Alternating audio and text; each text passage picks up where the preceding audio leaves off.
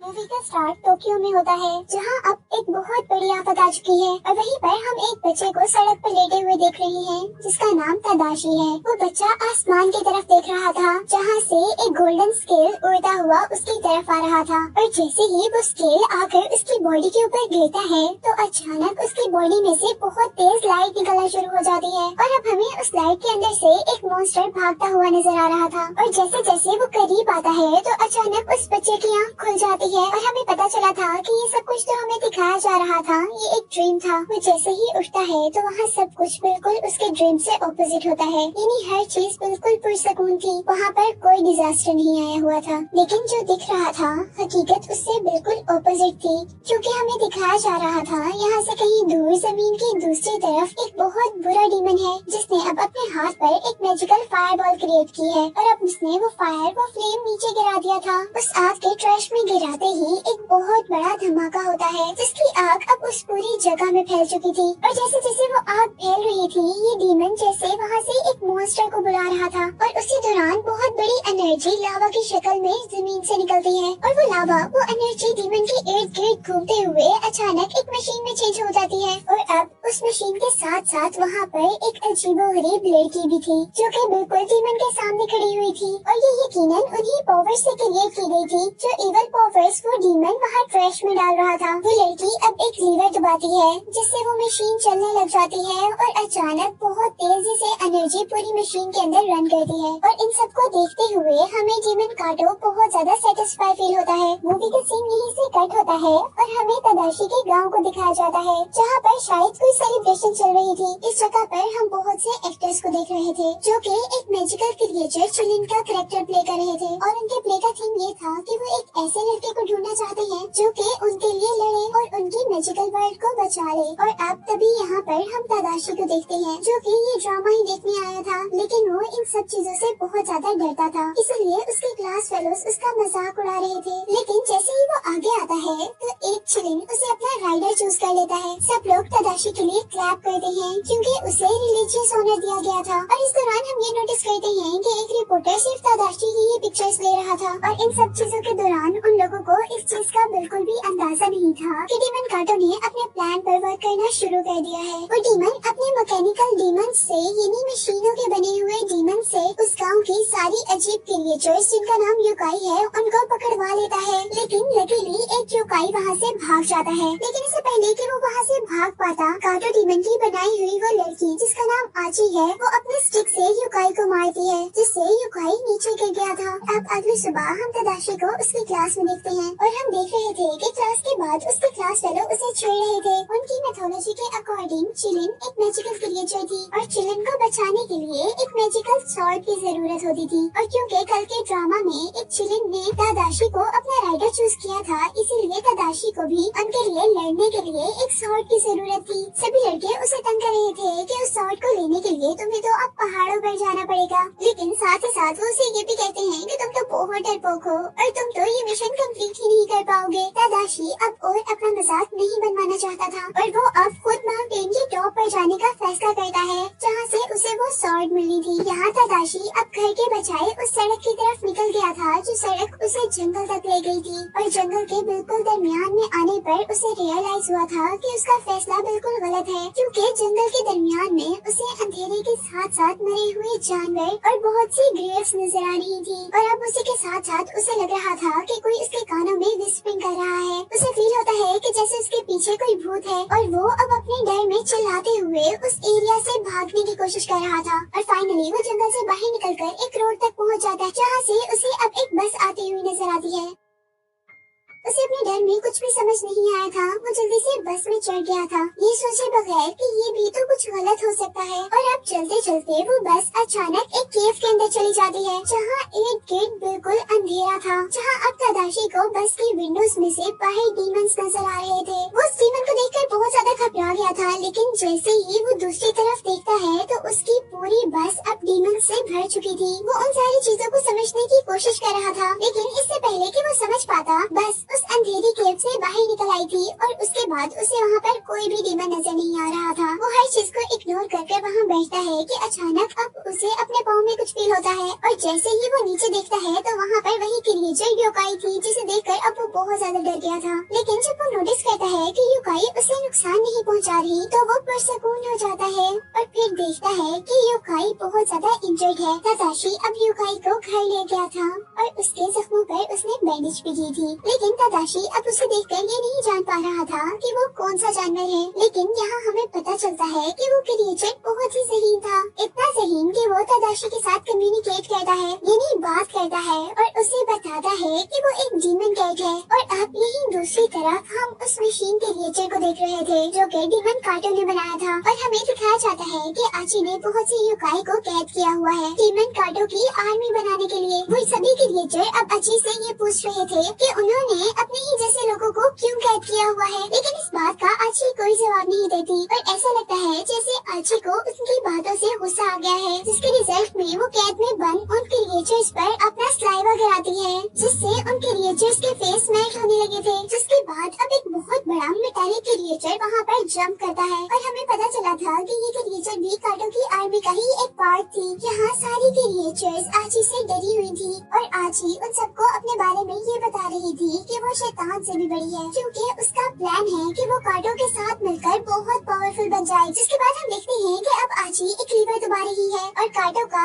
एक mechanical monster यानी एक रोबोटिक या मशीन वाला मॉन्स्टर एक योकाई को उठाकर मशीन के दरमियान में लेकर आते हैं। आची के उस लीवर को दबाने से वहाँ पर एक बहुत बड़ा दरवाजा खुला था, जिसके अंदर उस योकाई को गिरा दिया गया था, जहाँ बहुत सारी आग थी और वो योकाई बहुत ज्यादा चिल्ला रहा था। और यही उस आग के अंदर उस योकाई के ऊपर एक खराब हुई मोटर बाइक को भी डाला जाता है और अब वो खराब हुआ बाइक और योकाई मेल्ट होते हुए एक अजीब खौफनाक क्रिएचर में चेंज होते हुए नजर आते हैं। और कुछ ही देर में हम पर रिवील हुआ था कि उन दोनों के फ्यूजन से एक बाइक डीमन क्रिएट हुआ था, जो कि एक झटके में वहाँ से निकलकर एक जंगल में गिरा था और चलता हुआ अब एक शहर तक आया था। वो बाइक डीमन जो कि अब एक रोबोट में चेंज हो चुका था, सारे घरों को स्कैन करते हुए एक घर के अंदर जाता है, जहाँ एक लेडी उस रोबोट डीमन को देखते ही बहुत ज्यादा डर चुकी थी। लेकिन इससे पहले कि वो कुछ करती, वो रोबोट डीमन उसे टुकड़ों में बदल देता है, जिसे देखकर वहाँ पर एक आदमी भी बहुत ज्यादा डर चुका था। जबकि नेक्स्ट डे हमें अब दोबारा तादाशी को दिखाया जा रहा था, जो कि अपने न्यू डीमन फ्रेंड योकाई के साथ आइसक्रीम एंजॉय कर रहा था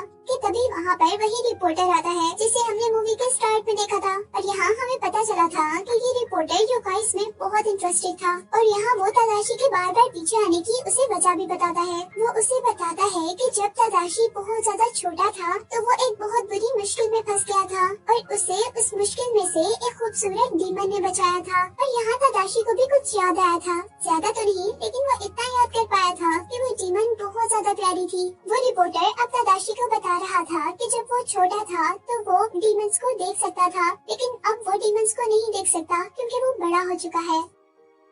इसके बाद जब तादाशी घर जाता है तो उसके घर पर उसे कोई भी नहीं दिखता सिवाय एक नोट के जो कि उसके ग्रैंडपा ने छोड़ा था, जिसके अकॉर्डिंग वो अकेले माउंटेन्स पर जा रहे थे। और उस नोट के पढ़ते साथ ही तादाशी को एक विजन आता है जैसे उसके ग्रैंडपा बहुत बड़ी मुसीबत में है और वो एक माउंटेन से गिरते हुए एक पॉन्ड के अंदर गिर गए हैं और आखिरकार उस पॉन्ड में डूबने की वजह से उनकी डेथ हो गई है। और अब वो अपने ग्रैंडपा की हेल्प करने के लिए बहुत तेजी से उसी जगह पर जाता है जहाँ का उसे विजन आया था। और यहाँ पहुँचने पर उसे रियलाइज हुआ था ये तो वही जंगल है जहाँ से वो पहले डरकर भागा था, लेकिन अब वो हार कर वापस नहीं जा सकता था क्योंकि उसके ग्रैंडपा खतरे में थे। वो अपने ग्रैंडपा का नाम ले लेकर जोर से उन्हें बुला रहा था, लेकिन उसी दौरान उसकी टॉर्च खराब हो जाती है और लाइट बंद होने की वजह से जो योकाई यानी डीमन कैट उसके पास थी वो भी डरकर भाग चुकी थी। तादाशी उसे ढूंढते हुए जल्दी से उसका पीछा करता है और उसका पीछा करते करते वो एक पॉइंट तक पहुँचता है। वो पॉइंट उसे काफी खतरनाक लग रहा था और साथ ही यहाँ पर उसे योकाई भी नहीं मिली थी,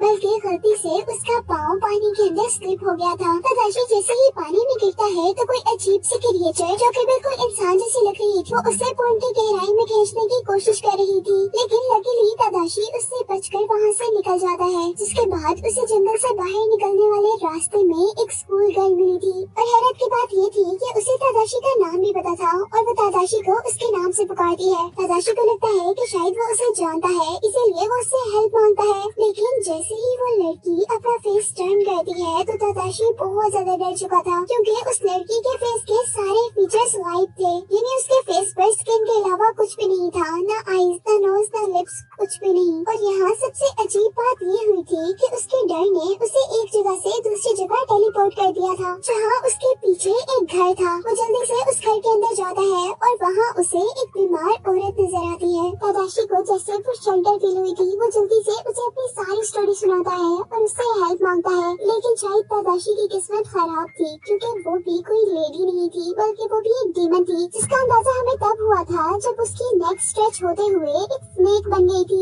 ये देखकर तदाशी वहाँ से भी भागने की कोशिश करता है, लेकिन वो लड़की अपनी स्नेक की तरह की नेक से उसे पकड़ लेती है। तदाशी किसी न किसी तरह वहाँ से छूटकर बाहर निकलने की कोशिश करता है तो उसे दरवाजे पर एक शेडो नजर आता है। वो शेडो एक कैट लाइक वुमन का था और देखते ही देखते पूरे डोर पर बहुत सी आईज अपेयर हो जाती हैं, जिनको देखते ही तदाशी फौरन वहाँ से दूर होता है। और अब किसी न किसी तरह वो दरवाजा खोलकर उस घर से बाहर तो निकल गया था, लेकिन वहाँ पर अब उसके सामने एक जाइंट फेस था, यानी एक बहुत बड़ा चेहरा जिसकी फूंक उसके लिए तूफान की तरह थी। और वो जाइंट फेस तदाशी को हवा के जरिए वहाँ से उसी जगह पर फेंक देता है जहाँ से उसने अपने घर वापस जाना, या इस तरह कह सकते हैं कि जहाँ से उसने इस जंगल का सफर शुरू किया था। फाइनली वो लड़का अब अपने घर की तरफ मुड़ रहा था, लेकिन यहाँ पर अब दोबारा उसे अपने ग्रैंडपा की आवाज आती है, जो उसे मदद के लिए पुकार रहे थे। और अब तदाशी अपनी सारी हिम्मत को जमा कर अपने ग्रैंडपा की हेल्प करने के लिए वापस गांव की तरफ मुड़ता है। और पीछे जाने पर वो अपने ग्रैंडपा के पास नहीं, बल्कि एक रेड डीमन के पास पहुंचा था, जो कि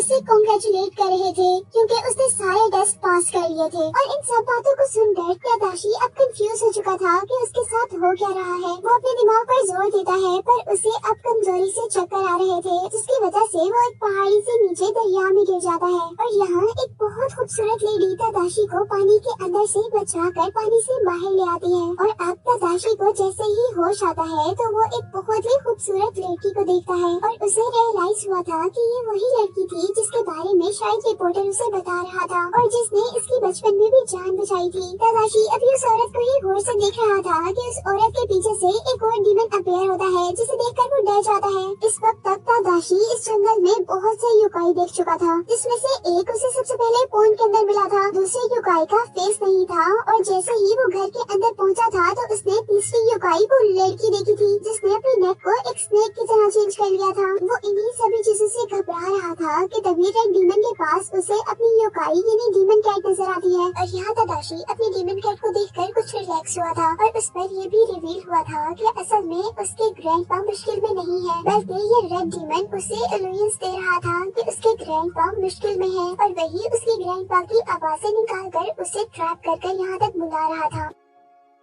रेड डीमन तदाशी को बताता है कि वो अब न्यू चिलन राइडर है, जिसका मतलब है कि उसे अब दुनिया को बचाने के लिए वो स्वॉर्ड हासिल करनी होगी, जो कि बहुत पावरफुल है। वो लोग अब तदाशी को एक माउंटेन की केव में लेकर जाते हैं। अचानक उस केव में हर चीज हिलने लगती है, और वहाँ पर एक बहुत बड़ा डीमन आता है, जिसके हाथ में वो स्वॉर्ड थी। वो डीमन तदाशी को वो स्वॉर्ड पकड़ाता है, और जैसे ही तदाशी उस स्वॉर्ड को बाहर निकालता है तो सबसे पहले वो उसकी पावर से ही डर चुका था। इससे पहले कि तदाशी दोबारा स्वॉर्ड को उठाता, हर चीज उस केव के अंदर दोबारा हिलने लगी थी। और इस बार यहाँ पर कोई डीमन नहीं, बल्कि इस बार वहाँ पर एक बहुत बड़ी मशीन थी, जिसने उस केव के अंदर सुराख कर उसमें एक्सेस किया था। और अब उस मशीन के जरिए इस केव के अंदर बहुत से कीकाइज आते हैं, कीकाइज यानी रोबोटिक डीमंस। और इसी दौरान हम उस मशीन में से आची को भी निकलते हुए देखते हैं, जिसके बाद यहाँ पर कीकाइज और योकाइज के दरमियान में लड़ाई शुरू हो जाती है। यहाँ आची जो सारे योकाइज को मार रही थी, अब बड़े डीमन की तरफ बढ़ी थी, क्योंकि बड़े डीमन ने आची पर अटैक किया था।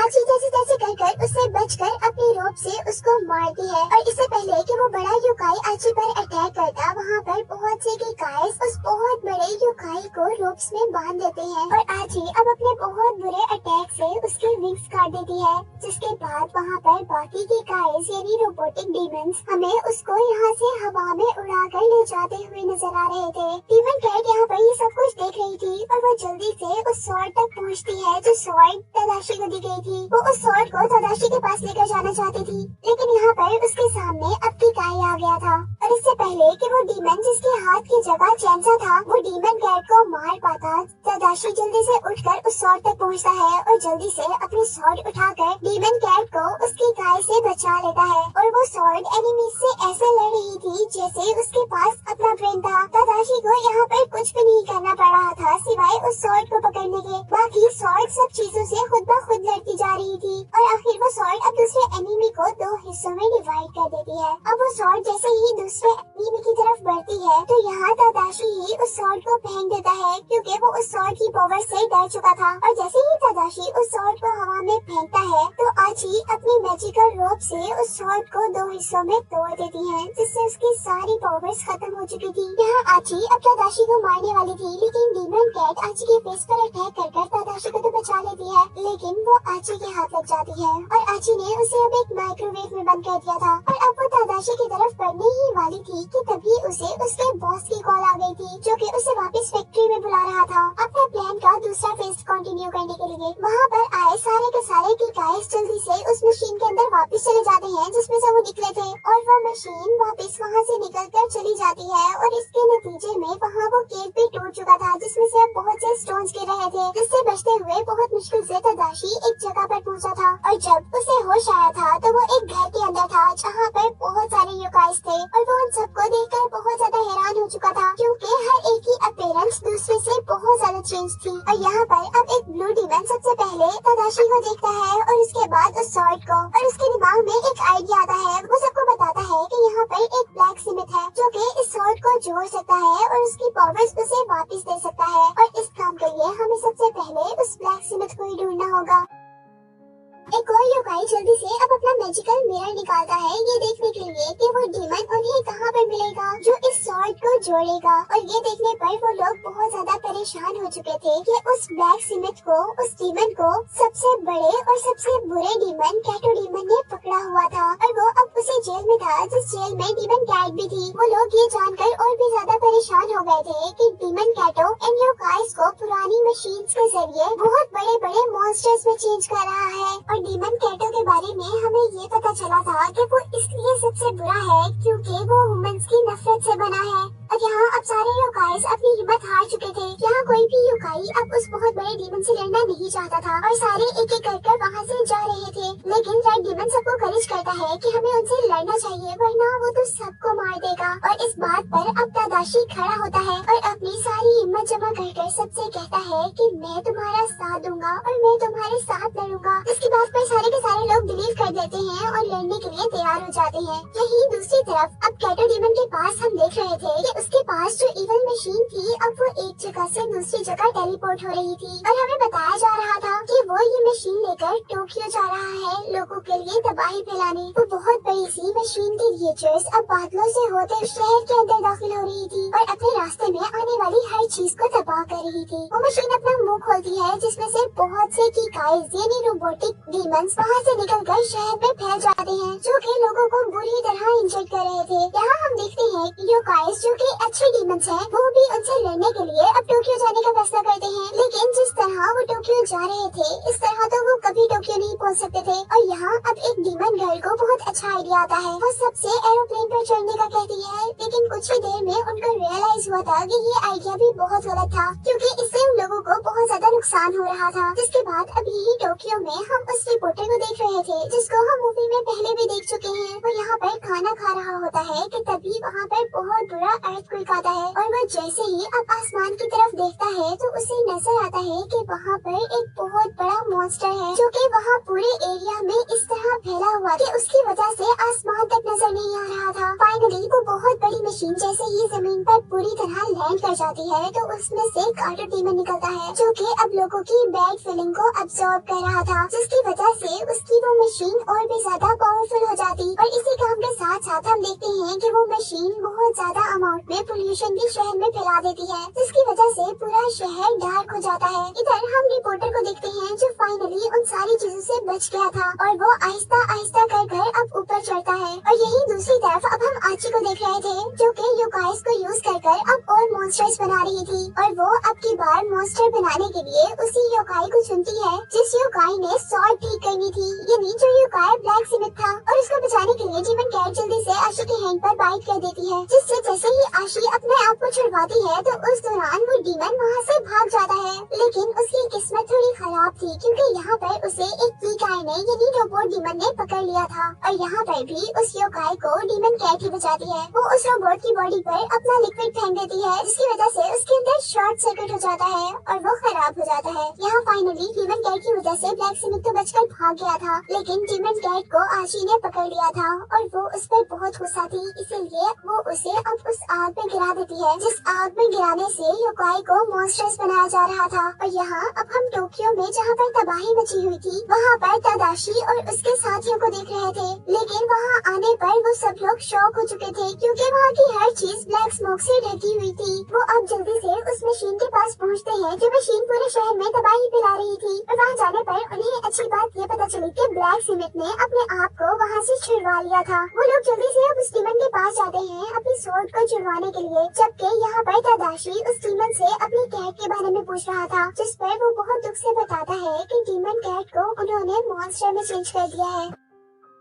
और अब स्वॉर्ड ठीक होने के बाद हम तदाशी को एक हीरो के रूप में देख रहे थे जो कि उस स्वॉर्ड को पकड़कर अब अपने आप से प्रॉमिस करता है कि वो हर हाल में सारे योकाइस को उनके दुश्मनों से बचा लेगा। यहीं पर अब हम रिपोर्टर को देख रहे थे जो कि उस मशीन की छत तक किसी न किसी तरह पहुंच गया था और वो ही देखकर बहुत ज्यादा हैरान था कि तदाशी हवा में उड़ता हुआ किसी हीरो की तरह वहाँ पर आ रहा था। और अब यहाँ पर उससे लड़ने के लिए बहुत से कीकाइज उतरे थे जो कि बहुत खतरनाक थे। किसी के हाथ पर ब्लेड थी तो कोई बहुत बड़ा था, लेकिन तदाशी अब पहले की तरह डरपोक नहीं रहा था। वो सबसे लड़ता है और उन सबको अपने एक एक अटैक से ही मार गिराता है। और जैसे जैसे लड़ाई आगे बढ़ रही थी तदाशी भी एक्सपर्ट होता जा रहा था वो स्वॉर्ड चलाने में। और यही दूसरी तरफ हम देखते हैं कि अब तदाशी के एक साथी को एक कीकाई मारने वाला था और कीकाई उस डीमन को मारकर नीचे गिरा भी देता है, लेकिन उसको जान से मारने से पहले तदाशी उस कीकाई को ही मार देता है और अपने साथी को बचा लेता है। और अब उनकी लड़ाई के दरमियान में रेड डीमन को फील होता है कि यहाँ पर कुछ गलत होने वाला है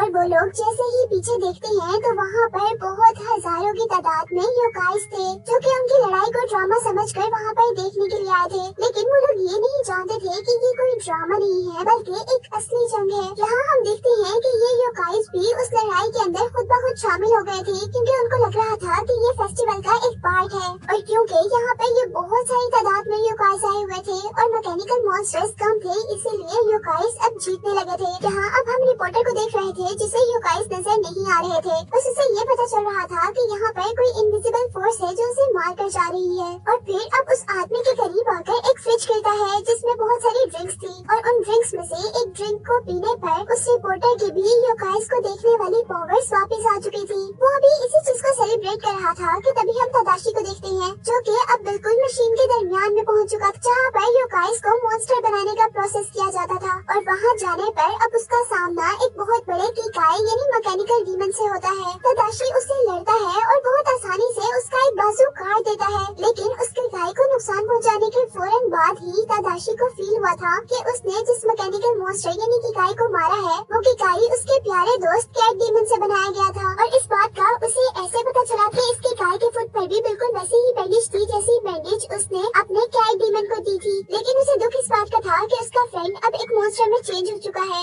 और उसे अब उससे लड़ना है। और जैसे ही अब वो मॉन्स्टर तदाशी और उसके पीछे खड़ी हुई डीमन पर अटैक करता है तो तदाशी को भी उस पर अटैक करना पड़ता है और फाइनली वो मॉन्स्टर मर जाता है। जिसके बाद तदाशी बहुत दुख से उसके पास गया था, वो रो रहा था और उसके आंसू जैसे ही कीकाई पर पड़ते हैं तो वो कीकाई दोबारा अपनी असली हालत में चेंज हो जाता है, यानी वो दोबारा डीमन कैट बन जाता है। वो योकाई यानी डीमन कैट बहुत ज्यादा जख्मी था लेकिन फिर भी जिंदा था। जिसे जिंदा देखकर तो तदाशी खुश हुआ था, लेकिन उसके जख्मों को देखकर अब वो उससे प्रॉमिस करता है कि वो हर हाल में कैटों को रोकेगा ताकि वो डीमन कैट्स जैसी बहुत सी लाइफ्स को बचा सके। और अब उनकी बातों के दौरान हम देखते हैं कि यहाँ पर आची आ चुकी थी जिसने आते ही तदाशी पर अटैक कर दिया था, पर तदाशी उसके आगे अपने स्वॉर्ड करता है और उसके अटैक से बच जाता है, जबकि उसकी मैजिकल रोप तदाशी की स्वॉर्ड के साथ लिपट जाती है। तदाशी अब बहुत ज्यादा गुस्से में था और वो गर्ल पर एक ऐसा मैजिकल बॉल फायर करता है जिससे वो वहाँ से बहुत दूर जाकर गिरती है। और अब इससे पहले कि वो लोग और ज्यादा लड़ते यहाँ पर दोबारा जमीन हिलने लगी, जिस बात से उस लड़की को रियलाइज हुआ था कि काटो अब अपने मिशन के आखिरी फेज को शुरू कर रहा है।